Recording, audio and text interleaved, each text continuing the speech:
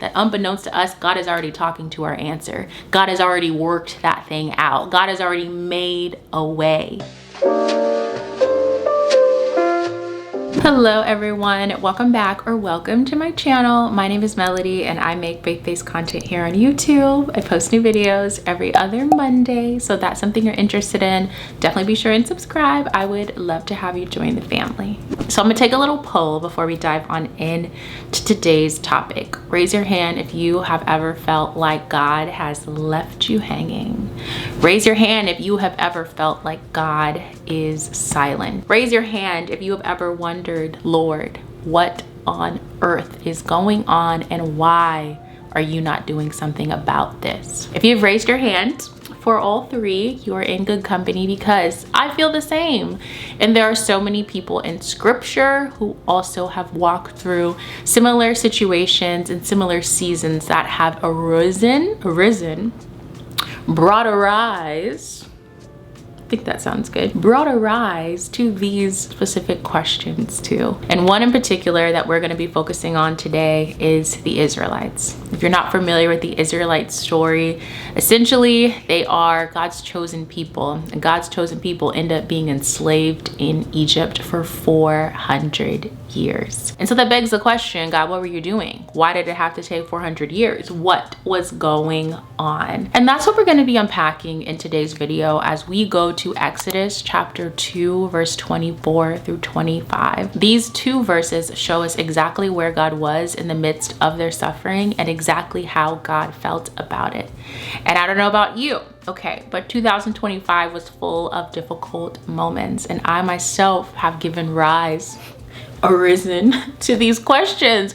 God, where are you? God, you feel silent. God, why are you allowing this? And I can't even begin to imagine the challenging things that you have walked through. But all I know is that if you are human, which check, and you are living on this side of eternity, again, check, then you know suffering, you know challenges, you know pain, whether that is walking through a challenging diagnosis or whether that is going through financial strain and struggle because you unexpectedly got laid off, or whether that is walking through and having to navigate really difficult relational issues, or whether that is just going through a loss in and of itself. Life is hard, and knowing where God is in the midst of it and how he feels, his heart towards us, can change how we navigate the challenges either that we're walking through or that are up ahead. This also can impact how we look back over things that we have gone through in 2025 as we're looking ahead to hopefully a brighter future in 2026. Now, before we dive into it, I want to go ahead and pause here and thank the sponsor of today's video, which is a very, very exciting one, and that is Logos. Logos is a Bible study app, but it is so different than what you're probably imagining. It helps you dive deep, and they make it so incredibly simple to do so. So have you ever read something in the Bible and you go through a verse, or maybe you go through an entire passage and you're like, wait, what did I just read? Wait, what does that actually mean? Wait, how does this tie in, something maybe I'm reading in the Old Testament, tie into the New Testament? How does what I just read apply at all to my life now in the 21st century? These are all questions that I've had, and these are all questions that the Logos app has helped me answer. So what's really awesome about this app, outside of the fact that it can be both on your computer as well as on your handy dandy telephone, is the fact that it gives you access to hundreds of different resources. So you're not just going to one place to read one Bible commentary. You instantly have access to hundreds of books, hundreds of different commentaries, hundreds of different people and their writings on every topic under the sun. So as I, for instance, am researching on Exodus 2, I can go into the Logos app, type in Exodus 2, and it will break down everything that I need to know, ranging from commentaries, fact books, different books that I can reference in regards to what was happening historically for the Israelites during this time, what was happening in Moses' life during this time. And they recently released this new feature of AI, and I want you to pause before you might have some trepidation there about incorporating AI in your Bible study app, because this is AI with guardrails. Most other AI apps or things that you use, websites like ChatGPT, they are trying to get to know you and try to feed you what you want to hear. Whereas the AI feature in the Logos app is simply pointing you to the word. It answers none of your questions without giving references to the books that it is pulling that answer from. It is not going to the internet and that random man's blog, okay, who says that he went to seminary and he's a doctorate. It is pulling everything from actual published books that have been given a stamp of approval with theological soundness. And that right there makes all the difference. So my good sis, my good bro, if you have big questions about how your faith ties into your life, Logos is the place to go. We're not going to Google anymore, okay? We're not typing in things to ChatGPT to try to understand the Bible. No, we're going to the Logos app. And I'm so excited to share that Logos has been so generous to give all of my subscribers who sign up with my link down below a 60-day free trial. That is 2 months of utilizing the Logos Bible Study app completely for free. And I promise you, we're not gonna go back, sis. And let me know in the comments if we should do like a little Bible study and hang Zoom call. Y'all know I love my little Zoom calls with you. So let me know if we should do that and using the Logos app, and I can kind of walk you through it in real time. So let me know in the comments, and thank you once again to Logos for sponsoring this portion of today's video.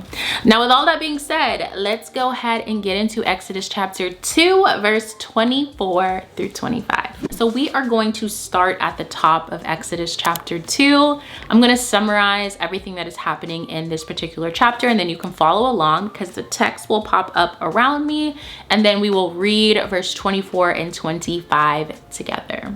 So let's jump on in. So the first things first, we just need to know Exodus chapter 2 opens up with Moses's origin story, more or less. We learn that Moses is born, his mother hides him for 3 months. And context there is that the Pharaoh at that time issued a law that said all newborn Israelite boys, like baby boys, needed to basically be thrown into the Nile, like they needed to die. And so his mama said, not my baby. She hid him for 3 months, and then after 3 months, she sends him down the Nile River in a basket. He survives that trip down the Nile. Pharaoh's daughter finds him, raises him in the palace as her own. So Moses grows up in the palace, but he knows he is of Hebrew descent. He knows he is an Israelite. Fast forward, Moses is older. He sees how an Egyptian overseer is mistreating a Hebrew slave. He lashes out, ends up killing this Egyptian overseer. So when Pharaoh hears what Moses did, he tries to kill Moses. Moses runs away into the desert, specifically to Midian, at this news. And so this is what's happening within the first 40 years of Moses's life, and that is what Exodus 2 opens up with. But in the backdrop of Moses's life, the Israelites are still enslaved. The Israelites have been enslaved for 400 years up to this point. So this isn't just, a little period of suffering. This isn't just walking through a challenging season. This is generation after generation. These are people who have cried out to their God to no avail. And so we're going to pick up in verse 24 and 25, and this is what tells us everything we need to know about where God is in the midst of our suffering and our trials, as well as how he feels about us and about them during it. So let's go ahead and read it together. I'm going to pop it up on the screen. And it says, this is the ESV version, and God heard their groaning, and God remembered his covenant with Abraham and Isaac and with Jacob. God saw the people of Israel, and God knew. So long story short, sis, God heard, God saw, God knew. I want you to repeat that back with me.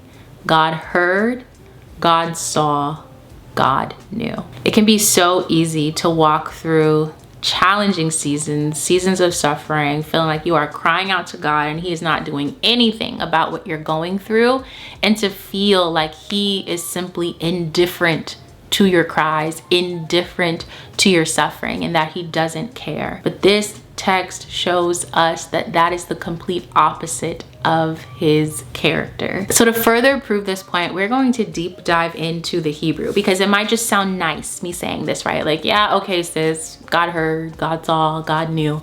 But no, let's dive even deeper into this text. So first, we're going to look to the Hebrew word that responds with God knew, and that's what comes at the end of verse 25. It is this proclamation of divine knowing. I'm going to pop up on the screen the Hebrew word that references this phrase again, God knew. And I'm gonna try to pronounce it. I feel like this word is kind of simple, but I might, butcher it. So give me grace, my friends. And it is the Hebrew concept of yada.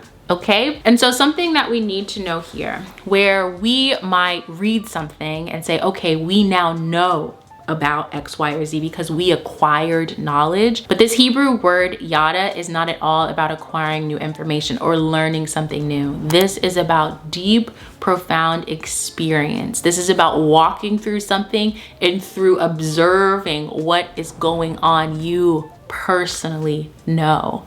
And so this just goes to show that God isn't just sitting high and mighty above us, which he is, but he isn't just sitting from a relaxing place in heaven with his feet kicked up, looking at us suffering. And yes, he knows we're suffering because he can see it.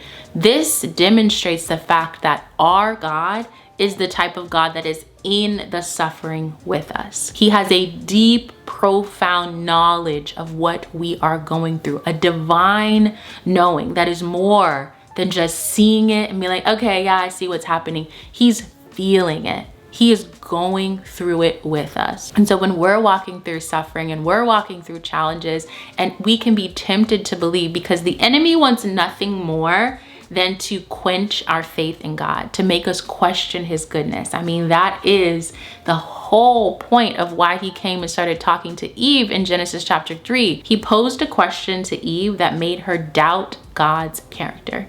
And so he would love nothing more than to do the same for us when we're walking through the inevitable sufferings of this life. But here we have scriptural confidence that we know our God is right there in the midst of what we are going through with us. And the last thing that I want us to hold on to from these two particular verses is what God does with this divine knowing, what he does being intimately aware of what we are going through, these sufferings and these pains. And this can be seen in the text with God remembered. He remembered his covenant. And when we think about the word remembered, we might just think about, okay, I knew something and now I'm recalling something that I already knew. But the Hebrew word that is used here for God remembered is zakar. I'm gonna go ahead and pop it up on the screen and also put the definition of this Hebrew word, because it's more than just recalling past information. It talks about action. So let's just go ahead and read it together. It says, zakar is a Hebrew verb meaning to remember or to recall, which specifically refers to bringing one's knowledge to the forefront of one's mind with the intention of acting upon it.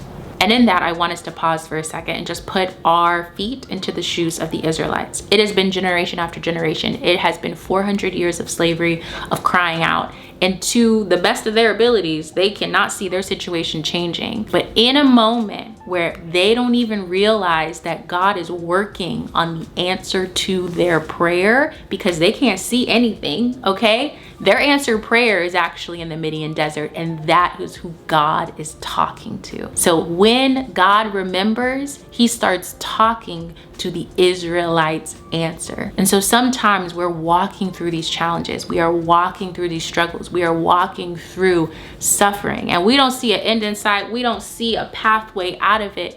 And we don't even realize that unbeknownst to us, God is already talking to our answer. God has already worked that thing out. God has already made a way, because that's the type of God that we serve. And I want us to really hold on to that as we go into 2026. And at the end of the day, if you remember nothing else from this video, it says, I want you to say this with me. God hears, God sees, God knows. And that is the truth. All right, my friends, that is going to be it for me. If you enjoyed today's video, please be sure to give it a thumbs up. Thank you so much to the Logos Bible Study app for sponsoring this video. And again, I will have that link down in the description box for you to get your 60-day free trial. I cannot recommend it enough. And as always, it is now your turn. So in the comments down below, I would love to know, what is one thing you are looking forward to in 2026? I know today we talked a lot about the struggles and the challenges that we likely have walked through this year, but I would love to hear something that you are hopeful for the next year. So I'm gonna drop my response down below. You be sure to drop yours as well and take a scroll on through. As always, I love you guys, and I will see you in my next video. Peace.